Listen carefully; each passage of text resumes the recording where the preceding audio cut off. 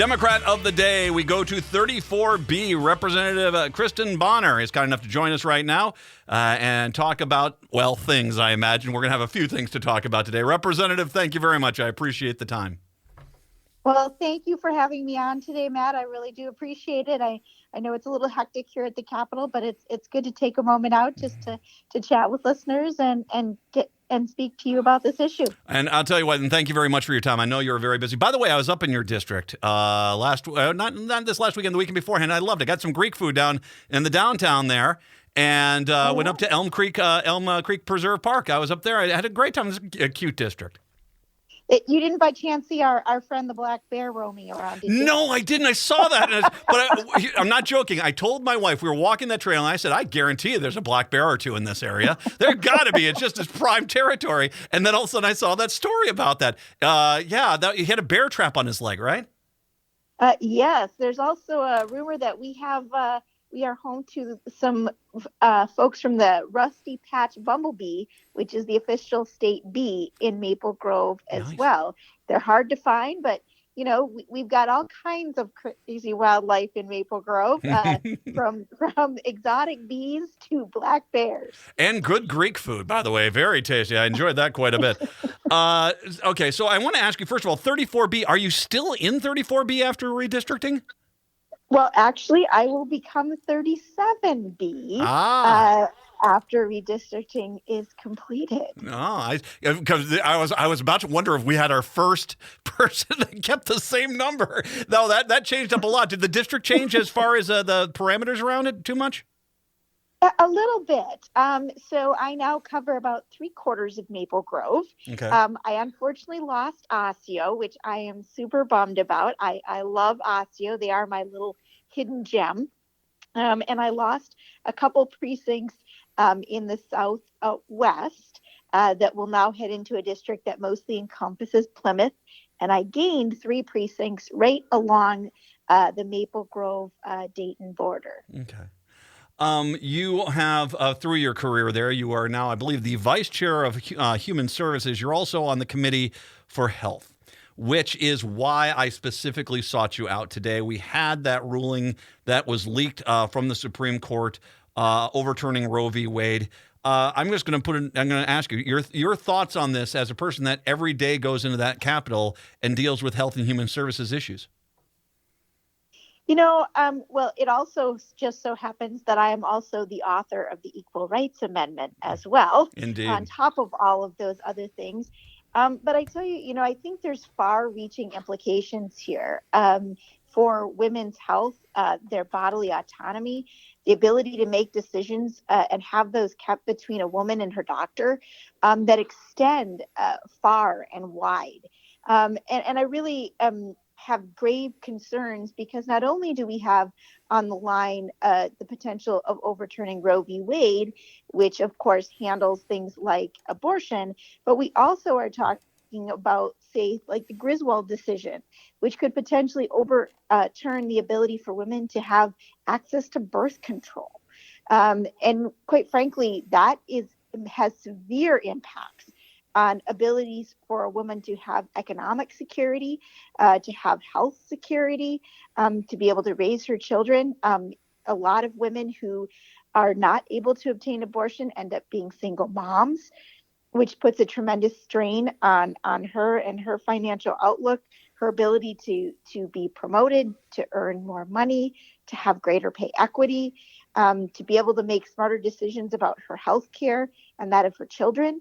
And so it really has far-reaching consequences, quite frankly, and really just the whole concept of a woman being able to control her own destiny is really what's on the line. And by the way, it goes even beyond, and nothing, by all means, everything you said is 100% valid and infuriating to think about, but as well, same-sex marriage, the removal of the sodomy laws that were in a lot of states. I mean, this is all under the same umbrella as far as how Alito's going after abortion and Roe v. Wade. And the reality is there's a lot of things. It does seem like this is an attempt by the right to basically go back and say, we're going to undo all these laws that were passed, and they're going to do it under the argument of oh, the states have the choice to do this, not the federal government. But the reality is they know that will dramatically limit contraception, access to abortion, same-sex marriage. And I mean, even going to the thing where the Republicans are trying to get into people's bedrooms and regulate their relations. I mean, it really is disturbing to see where the Republicans are pushing this country to right now. It is, and I think the interesting part about the Alito decision, if we base it on the factors in which he uses as the basis for his decision, it means that there's other things that also are on the line, as you mentioned. The topic of birth control, gay marriage, keeping families together. Yes. There's rights around the ability to control the upbringing of children, which our conservative friends tend to gravitate towards, as well as the right to refuse medical treatment, for example. That is another thing that is not explicitly spelled out in the Constitution, but we have been upholding those rights for quite some time. So if we use the Alito decision as the basis, it starts unraveling a great number of rights and protections. And what's really alarming is the fact that we are not necessarily making this decision based on legal precedent, which we have typically done, but based on whether someone disagrees with a practice. And for justices of the Supreme Court of the United States to be using that as the basis of judgment is extremely alarming. Representative, I mean, let's pull it back to Minnesota here. We do have Doe versus Gomez, which is a very, it gives us more abortion rights than the federal government gave us here in the state of Minnesota. And a lot of legal experts have pointed that it'd be very difficult, not impossible, but very difficult to overturn that ruling in the state of Minnesota.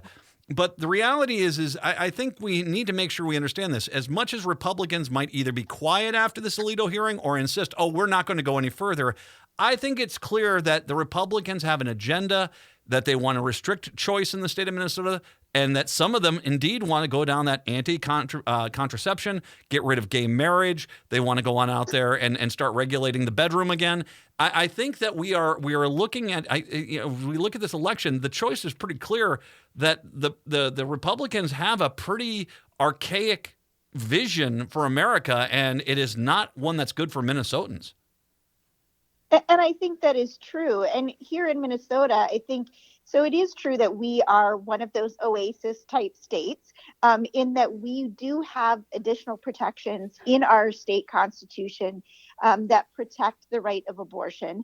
But I think we have to also understand that states like Minnesota will literally become that oasis, right? We have our neighbors to the east in Wisconsin, who, if this gets overturned, will automatically have a law on the books that will forbid abortion and make it actually a felony offense, if I'm not mistaken, in Wisconsin. We have the Dakotas and Iowa, who also have, it is illegal, to have an abortion. There's a study that I did, was looking at the other day, and they suggested that states like Illinois could see a 9,000% increase in traffic from surrounding states to come for the procedure. California, 6,000% increase. While they didn't specifically call out Minnesota, we can imagine that we will see significantly large increases here in Minnesota as well. If that were to happen. And so that has profound effects on folks traveling here for that procedure. And what's also interesting when we talk about things like safety and so forth, what's interesting to note is that now the abortion pill is actually eclipsing traditional forms, which means that it is by far and away more safe and more effective to have these procedures than ever before. In fact, the pill has been demonstrated to have greater safety than things like Tylenol, for example, or Viagra.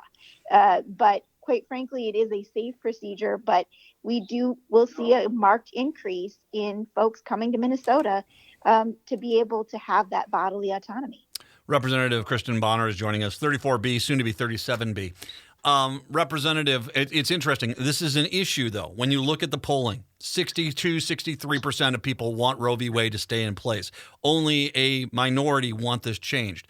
You even do have states who have suggested that either A, they're going to prevent their pregnant women from leaving the state to stop them from trying to go to states, or that they'll actually try to sue Minnesota into compliance with their own state laws, which is also a really, kind of scary way we're going with this.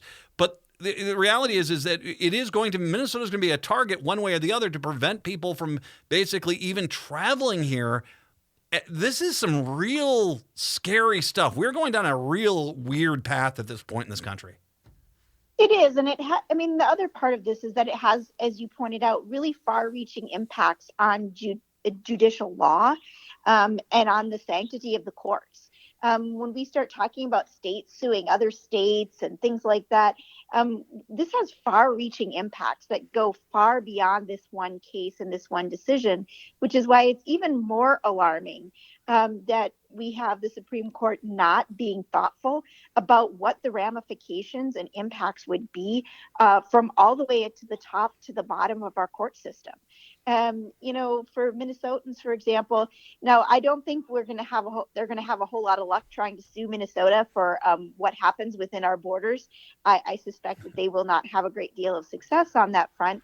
But what they could do is substantially chill the ability of women to seek treatment. And we're going to see what happens there. There's even a case down in Texas already of a woman who was jailed after an abortion for murder. And that's a pretty extreme case, to be clear.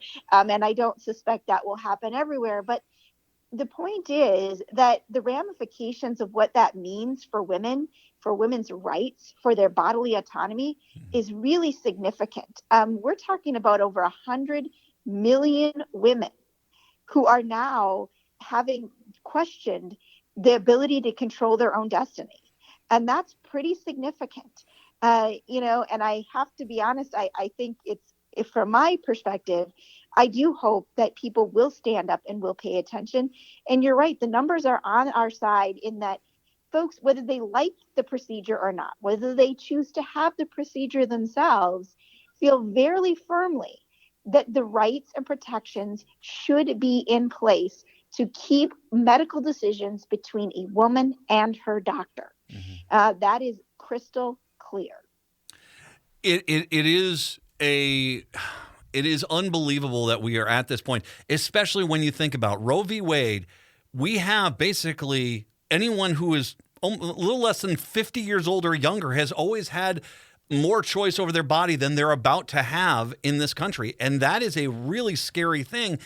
We keep trying to say to ourselves, we need to make equality a more realistic issue, but yet then we keep getting these rulings that basically say that we can limit equality and limit fairness and regulate women's bodies. It does feel like for every step forward, we're taking 10 steps back at times. It's true. And we basically feel that, you're talking about generations of women, 50 years, right? Generations of women who have come to this place in time where they expect and believe that they have equal protections under the law. They believe that this sort of thing cannot happen, and yet they don't. Here we're arguing over whether or not, for example, the 28th Amendment, the Equal Rights Amendment, should be published in the Constitution, which, by the way, there are only two requirements to have that published. One, it has to pass through the full body of Congress, which it did back in 1973. And then on top of that, it has to pass 38 states or 3/4 of the states to be ratified in order to become law. It has fulfilled all of those. And ironically, it fulfilled those markers 2 years ago. And yet we are still arguing over whether or not it should be published. No other amendment has been held up in this fashion. But that lays a foundation for women's rights across the board. And we're seeing women's rights on the chopping block right now, which is really unconscionable. And I hope that young women are paying attention, because for so long we've tried in vain to convey the seriousness of this to a lot of those younger generations who've come to expect and sort of take for granted some of the rights that they currently enjoy. And the reality is, unless we do everything to enshrine those in the Constitution, we have no rights, period.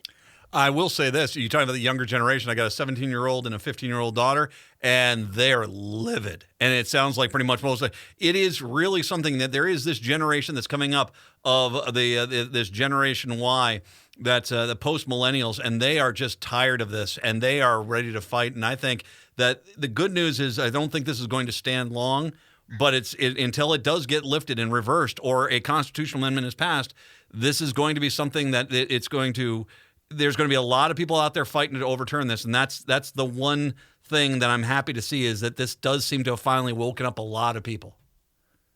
It has. And, and I do think that one of the other things that I am truly concerned about is the integrity of the courts. Yes. For the most part, for generations, we have upheld. We may not have always loved the decisions that come out of the Supreme Court, but we've always abided by them. We've always had faith in them. We've trusted the courts, and we've are trusted in the rule of law. But, I think that if Roe v. Wade gets overturned, it's going to create an incredible ripple effect and a great deal of mistrust in the courts that I think will really have far-reaching impacts for mainstream society. And I do hope that justices will be very cautious and thoughtful about what that would mean for our society at large, but also for the rule of law and for the judiciary. Representative, first of all, once again, I can't tell you how much I appreciate the time today. I know you're really busy. You are up for re-election here. There's going to be 37B coming up here this fall. If people would like to get more information about your campaign, to volunteer, help you out, donate for this upcoming election cycle, what's the website they should head to? They can head out to Bahner4house.com. That's B as in boy, AHNER 4 FOR house.com. You can also find me on social media at State Representative Kristin Bahner. And on the campaign side, it's really complex. Kristin Bahner for State Representative. And I'll link to everything, the State Representative, the campaign sites. I'll link to everything coming up here tonight after the show is over. Representative, thank you. Your clarity on this issue is greatly appreciated. And that we got a fight ahead of us. And I'm glad that I'm on your side. And I just want to say thank you for having me on and giving me the opportunity to have this conversation. And you hit it right on the head. If you believe strongly that you want women to have, to be able to control their own destiny, to have bodily autonomy, you need to make sure that we're supporting candidates that support your values. And that means donating, that means volunteering, that means showing up to knock doors and write postcards and do all of those things, and not just showing up for a rally for one day. Yeah. And so I appreciate your calling that out, because we do decide the path of our democracy each and every day, and whether or not that our freedoms can sustain. So appreciate you bringing that to the forefront.